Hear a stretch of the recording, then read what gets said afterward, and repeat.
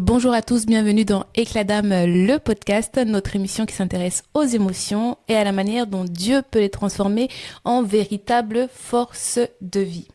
Il y a des erreurs qu'on regrette, puis il y a celles qu'il faut croire qu'on n'est plus digne d'être aimé. Dans l'épisode d'aujourd'hui, nous allons parler de la honte, mais nous allons aussi parler de la restauration que Dieu peut apporter face à ce sentiment de honte. Et pour partager sur ce sujet, j'ai l'honneur d'accueillir Nathalie. Nathalie, bonjour. Bonjour Diane. Bienvenue dans Éclat d'âme, le Merci. podcast. Je suis vraiment ravie de t'accueillir. Merci Alors, il y beaucoup. a des personnes qui ne te connaissent pas. Est-ce que tu peux brièvement te présenter? Alors, je m'appelle Nathalie, j'ai 2 enfants, un garçon et une fille, et j'ai aussi une petite fille de 1 an. Déjà grand-mère, Déjà mais une grand-mère grand-mère. qui a l'air si jeune. Oui, voilà, j'ai 52 ans. Ah, waouh. Voilà. Alors aujourd'hui, tu as accepté de venir dans le podcast d'aujourd'hui pour nous partager un sentiment de honte que tu as traversé dans ton parcours de vie. Est-ce que tu peux un petit peu échanger avec nous comment c'est apparu et dans quel contexte tu as commencé à ressentir de la honte? Alors, il y a 5 ans, donc en 2021, j'ai rencontré quelqu'un qui était chrétien. Et on a décidé de se marier assez vite. Et je suis partie vivre, donc j'ai quitté ici mon église, on est parti. Donc disons que je suis partie sans demander l'avis de qui que ce soit. Et ce sentiment de honte est apparu après l'échec de ce mariage, après 2 ans. Quand tout s'est mal passé, au fait, au point où j'ai dû le quitter. Et en revenant ici, dans ma ville, c'est le regard des autres et qui m'ont fait... C'était déjà assez difficile pour moi, tout ce que j'avais vécu. Et c'était compliqué parce que les gens m'ont fait comprendre que j'avais mal agi par rapport au fait d'être partie sans rien dire. En fait, ce sentiment de honte va apparaître seulement en ayant le regard des autres. Auparavant, pendant ta séparation, tu ne l'avais pas ressenti, mais c'est plutôt en arrivant et en voyant que le regard que les gens portaient sur toi Oui. dans ton église. Dans mon église. Ok. Et aussi à l'extérieur, mais voilà, dans mon église. Disons que quand je suis revenue ici, c'était pas vraiment dans le but de rester. Je suis venue juste faire une pause en attendant que le divorce soit lancé. Mais après, une amie m'a dit, ben, viens à l'église, ça te fera du bien, tu as besoin de restauration. Et en revenant, c'est vrai qu'il y a certaines personnes qui m'ont fait comprendre que voilà, que ça se faisait pas et que c'était compliqué quand même de faire comme si de rien n'était, quoi. Donc là, je me suis dit, voilà, j'ai vraiment mal agi envers les gens. Et le fait que ce soit quelqu'un qui connaissait le Seigneur, je me suis sentie vraiment mal parce que j'avais l'impression que c'était de ma faute, que c'était moi qui avait tout mis en pièces, au fait. Donc, si je comprends bien, vous vous êtes rencontrés, vous vous êtes mariés assez rapidement et donc tu avais quitté ton église locale pour le rejoindre. Vous êtes allé et tu n'avais pas demandé d'avis à tes pasteurs ou de cheminement avec les pasteurs de ton église. Et en revenant, tu as eu l'impression que bah voilà, les gens te reprochaient d'être parti sans avoir rien dit et que ça procurait de la honte pour toi. Mais je voudrais quand même qu'on s'intéresse à ta relation. Comment toi tu as vécu cette séparation au-delà même du regard des autres.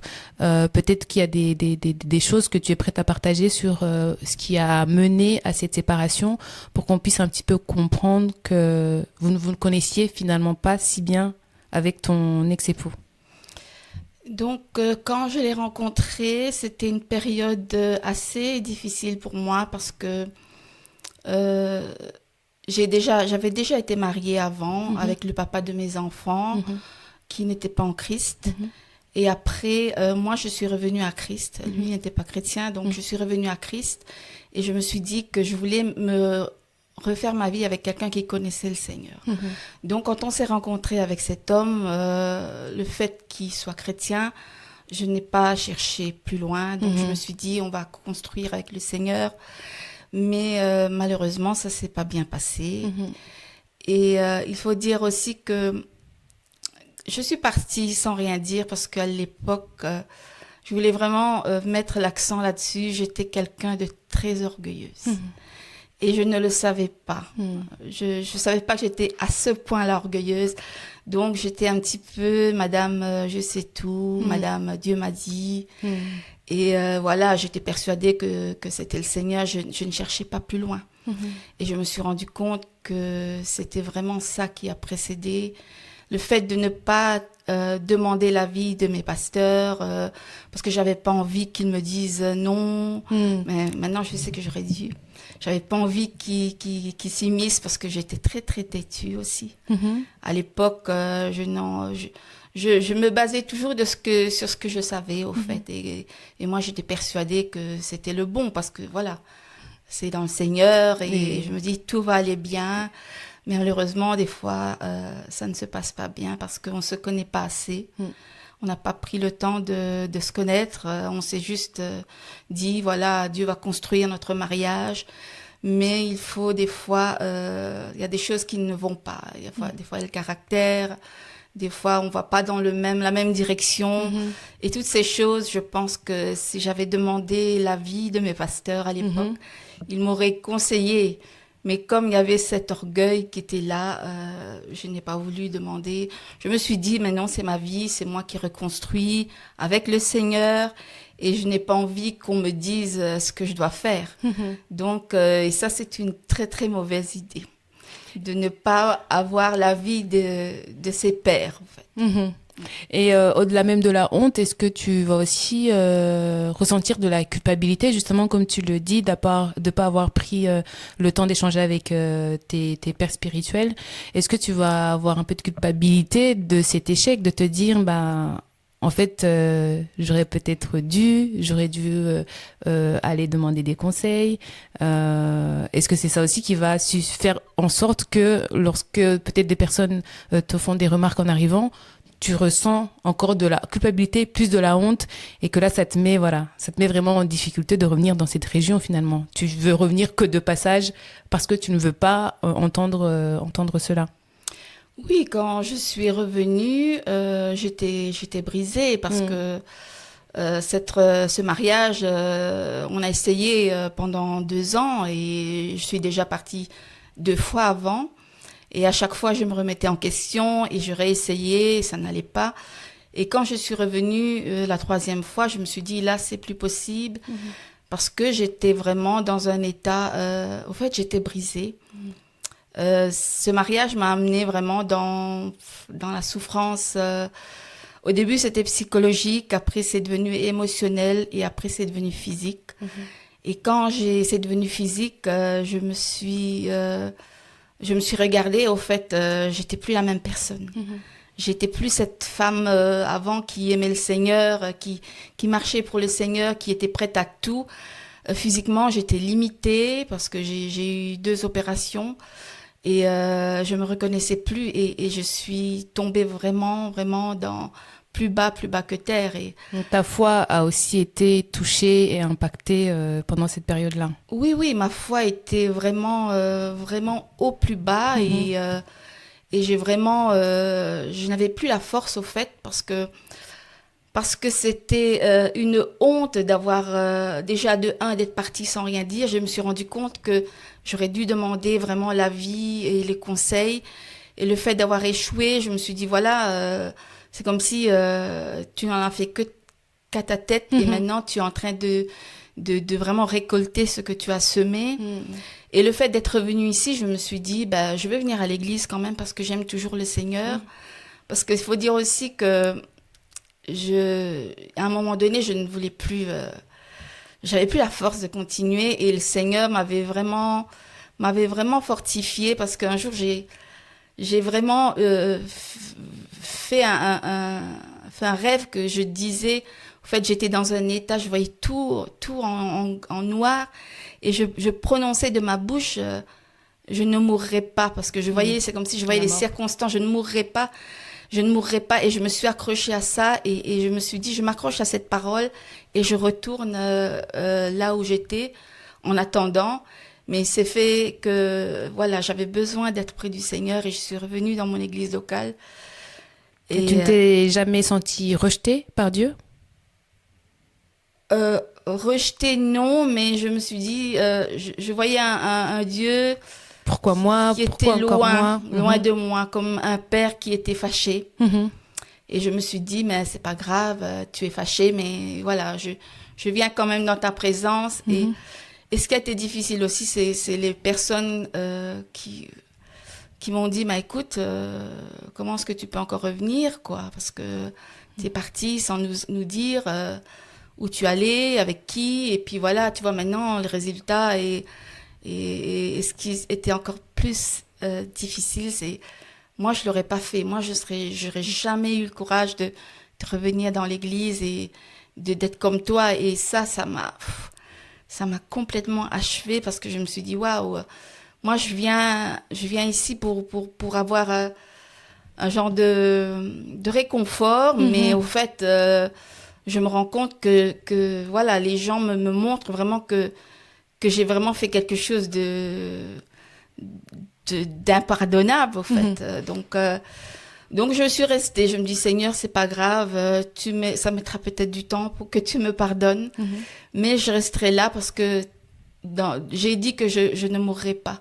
Et je me suis accrochée à ça pendant tous ces moments difficiles. Et je sais que je vais témoigner de la force que tu me donnes parce que c'est vraiment le Seigneur qui m'a donné la force de partir parce que sinon j'aurais jamais pu le faire. Et je trouve intéressant ce que tu viens de raconter parce que c'est pour moi c'est vraiment la copie du fils prodigue. Donc lui il va partir, il va aller tout dilapider, déjà qu'il va réclamer sa part de l'héritage avant que son père soit mort pour aller tout dilapider. Et puis lorsqu'il revient, son papa va organiser une fête parce que son fils, il se réjouit du retour de son fils qui s'était égaré. Et puis son frère qui va exprimer de la jalousie alors que tout lui appartenait déjà. Donc en fait, pour moi, c'est comme ça que je le vois parce que je me dis, mais Dieu, lui, il regarde pas, on fait des erreurs, mais lorsqu'on revient à lui, il y a une fête qui se passe. Oui. Il est dans la joie qu'on ait retrouvé le chemin et on peut pas s'arrêter sur ce que les autres pensent. Là, comme le frère qui ressentait de l'injustice, alors que en fait tout nous appartient déjà. Donc en fait, on doit plutôt se réjouir de voir que notre sœur, notre frère, qui s'était égaré à un moment donné, qu'il est en train de revenir au Seigneur et que vraiment, on doit l'encourager en ce sens-là. Et je sais que on s'était appelé la semaine passée et tu m'avais partagé le fait qu'il y a vraiment une sœur, quand tu es revenu dans ton église, qui a fait la différence parce qu'elle t'a encouragé à vraiment rester et à ne pas partir malgré peut-être les injustices ou les remarques que tu pouvais avoir des autres. Oui. Oui, il y a une sœur qui m'a encouragée parce qu'elle m'a dit, écoute Nathalie, peu importe ce que tu as fait, mais moi c'était pas évident pour moi de voir les choses comme elle et surtout que bon voilà, on me faisait comprendre que j'avais très mal agi, mais je suis restée, je me suis dit je vais voir comment est-ce que ça se passe au fait. C'est un peu comme une petite fille qui a fait des bêtises. Oui. Je me suis dit, je vais m'installer dans le fond de l'église et je vais pas me faire remarquer parce que, voilà, je me faisais beaucoup remarquer avant parce que justement, cet entêtement. Et je me suis dit, je ne vais rien dire et je vais voir comment ça se passe et comment, c'est un peu, on attend que papa vienne dire, voilà, c'est rien, c'est pas grave, tu es toujours ma fille. Et c'est vrai que j'ai eu raison d'écouter cette sœur qui est aussi une amie.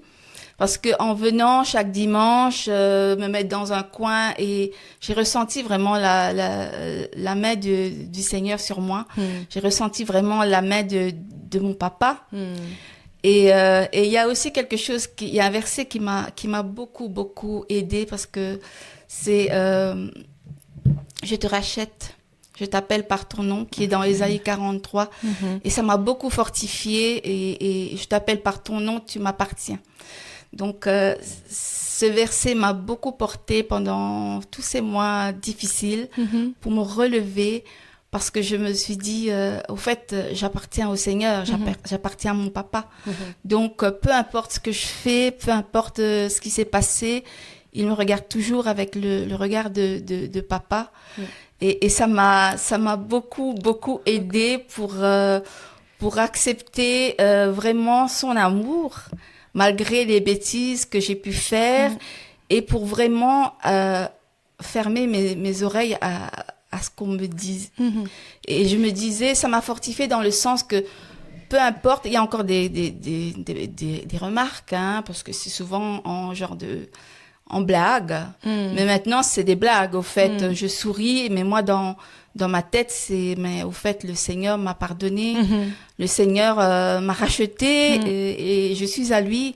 Donc, peu importe ce qu'on peut me dire, je sais que voilà, je suis à Dieu et même si je fais des erreurs, il m'aimera toujours. Il m'accueillera toujours et il faut juste se repentir, au fait. Je voulais aussi mettre le point sur quelque chose. Quand je suis revenue, en parlant de se racheter, au fait, j'ai vraiment eu à cœur, quand je suis revenue, avec la honte que j'avais, je ressentais, et j'ai eu à cœur vraiment de demander pardon à mes pasteurs. Parce que je sentais que c'était vraiment par là que je devais commencer, parce que c'est comme si j'avais fait, c'était une désobéissance. Je suis revenue à l'église comme une fille désobéissante qui a vraiment gâché vraiment sa vie, quoi. Donc je suis revenue et j'ai demandé pardon, et c'est là que ma restauration a commencé. Quand j'ai demandé pardon au pasteur, et je me rappelle ce jour-là. Je suis venue vers eux et j'ai dit, je vous demande pardon. Et il y en a un des pasteurs qui m'a dit, mais pourquoi? J'ai dit, mais écoute, ne me demande pas pourquoi, mais je te demande pardon. Donc, pour moi, il fallait vraiment commencer par là parce que, voilà, En fait, ils t'ont accueilli comme des pères, hein. Ils t'ont accueilli, ils étaient ravis de te voir revenir, t'accueillir les bras ouverts, et ils sont toujours disponible pour t'aider malgré les challenges ou les difficultés que tu as pu avoir, même si parfois on fait des choix qui nous sont propres sans consulter leur avis. Et là encore une fois, je parle de manière générale parce que je pense que peut-être tous à un moment donné ou à un autre, on pense qu'on est suffisant, qu'on n'a pas besoin de consulter le Seigneur, qu'on n'a pas besoin d'avoir l'avis de nos pères spirituels.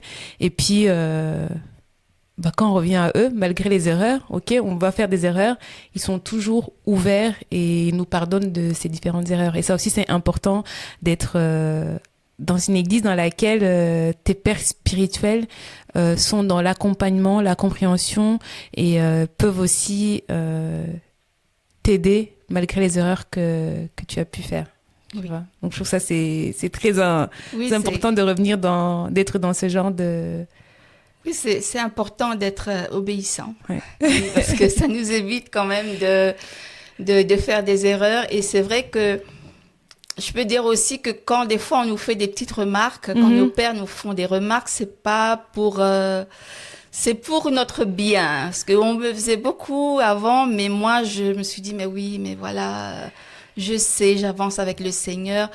Mais maintenant, je me rends compte que toutes ces choses qu'on m'a dites avant, si j'avais vraiment écouté, j'aurais pu éviter plein de choses. Et c'est important parce que c'est nos bergers. Et au fait, ils sont là pour nous conduire. Et des fois, on s'est dit, mais oui, mais l'herbe est beaucoup plus verte par là. Et puis là, je vais pas me perdre, t'inquiète, je reviens. Mais non, au fait, les bergers sont là pour nous conduire. Et c'est important d'être obéissant et de demander surtout des conseils.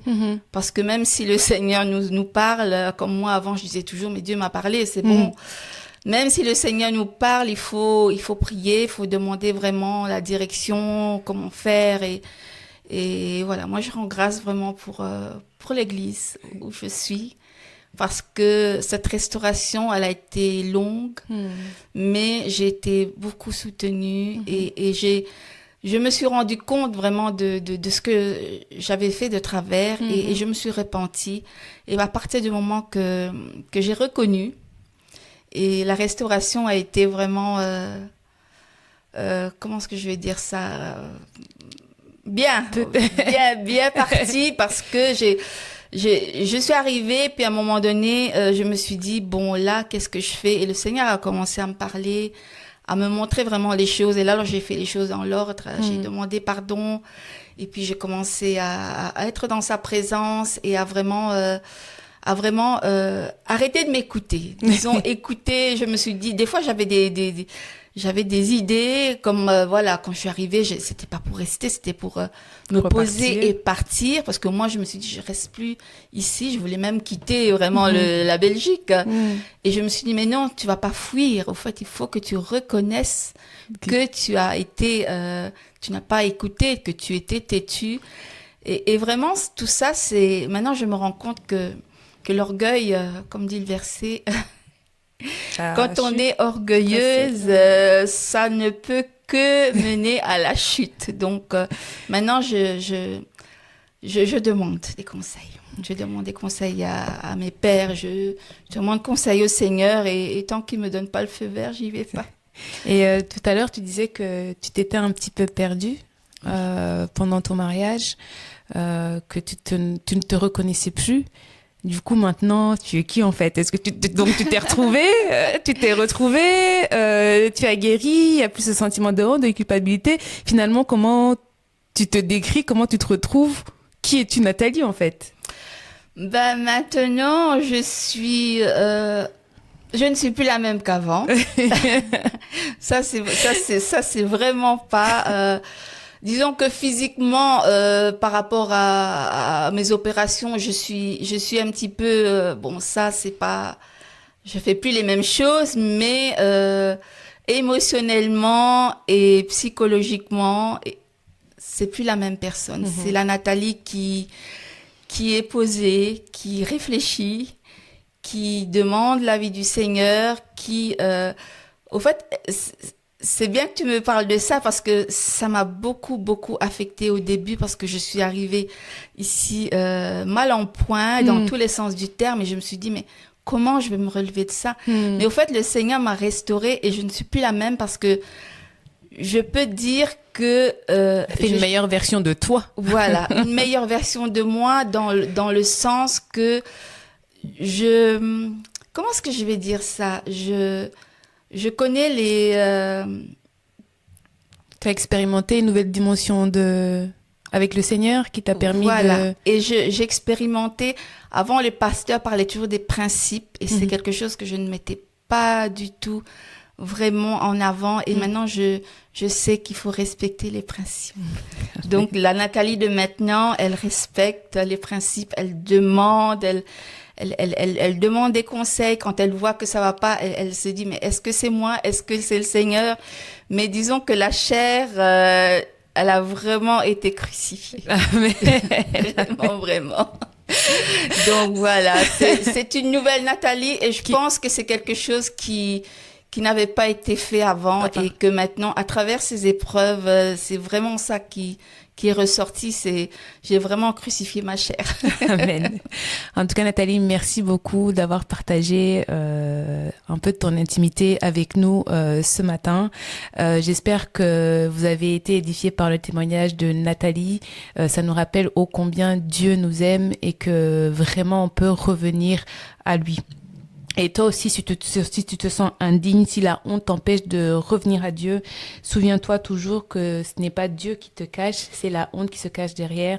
Parce que la parole de Dieu dit qu'il n'y a plus aucune condamnation pour ceux qui sont à Christ. Donc, je t'invite vraiment à revenir au Seigneur et à ne pas laisser la honte dominer sur ta vie.